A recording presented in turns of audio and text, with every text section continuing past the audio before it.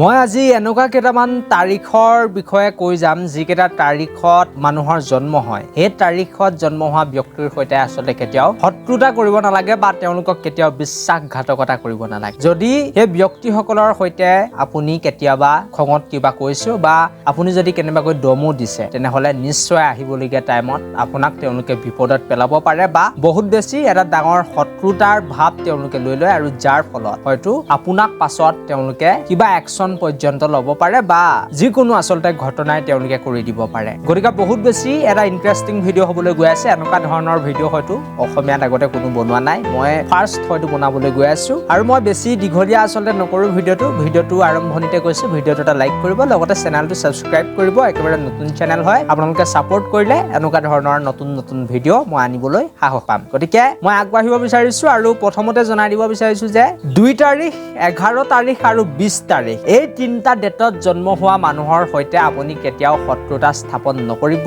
যদি আপুনি কেনেবাকৈ তেওঁলোকক বিশ্বাসঘাতকতা কৰিছে বা কিবা লগতে আপোনালোকে যদি পাৰ্টনাৰশ্বিপত ব্যৱসায়ো কৰিছে কিন্তু আপুনি বোলে তেওঁৰ পৰা পইচা মাৰি মেলি গুচি আহিলে তেনেহলে এই ক্ষেত্ৰতো কিন্তু এই তিনিটা ডেটত জন্ম হোৱা মানুহে আপোনাক পাছত বিপদত পেলাব পাৰে বা আপুনি যদি কাজিয়া লাগিছে তেওঁলোকৰ সৈতে অকমান যদি শত্ৰুতাৰ ভাৱ আনিছে তেনেহলে আপুনি সেইটো ভুল কৰিছে। পাছলৈ এই মানুহবিলাকে আচলতে কোনো কথা পাহৰি নাযায়। আজি মোৰ সৈতে যদি কোনোবাই 2 তাৰিখ হওক, 11 তাৰিখ হওক বা 20 তাৰিখৰ জন্ম হোৱা মানুহে যদি কথা পাতিছে বোলে মোৰ লগত কিবা তৰ্কাতৰ্কি হ'ল, তাৰ পাছত তেওঁলোকে 30-40টা বছৰৰ পাছতো আহি কিন্তু মোক সেইটো বদলা ল'ব পাৰে বা মোৰ সৈতে পুনৰ এবাৰ কাজিয়া লাগিব পাৰে বা মোক তেওঁলোকে কিবা অপকাৰ কৰিব পাৰে। এনেকুৱা লেভেলৰ এইসকল ব্যক্তি হয় আৰু বহুতে হয়তো 2 তাৰিখ, 11 তাৰিখ আৰু 20 তাৰিখৰ জন্ম হোৱা মানুহে ভিডিঅ'টো চাই আছে। তেওঁলোক হয় নিশ্চিতভাৱে বহুত বেছি ইমোচনেল হয়। তেওঁলোকে এই কথাটো মানি ল'ব যে হয় বহুত বেছি ইমোচনেল হয়, একেবাৰে আনৰ দুখ দেখিব নোৱাৰে তেওঁলোকে। কিন্তু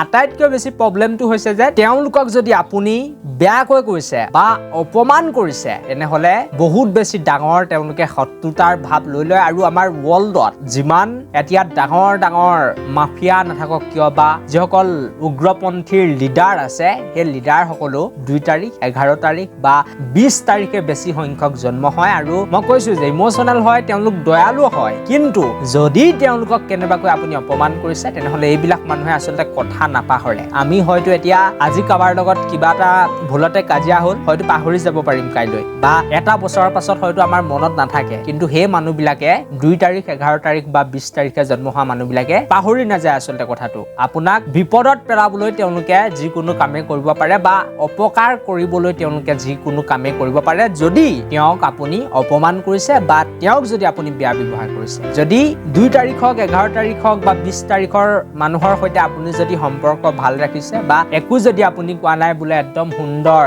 বন্ধু হয় আপোনাৰ, তেনেহলে একো প্ৰব্লেম নাই। বহুত বেছি ভাল বন্ধুও তেওঁলোক হয়, কিন্তু মেইন প্ৰব্লেমটো হৈছে যে তেওঁলোকক আপোনালোকে আচলতে টানকৈ একো নকব বা শত্ৰুতা এই মানুহবিলাকৰ সৈতে বিশেষকৈ স্থাপন নকৰিব। গতিকে বহুত বেছি এটা মই ইনফৰমেশ্যন আপোনালোকক দিবলৈ চেষ্টা কৰিলো। যদি ভিডিঅ'টো চাই ভাল পালে তেনেহলে বন্ধুবৰ্গৰ লগত শ্বেয়াৰ কৰি দিব পাৰে।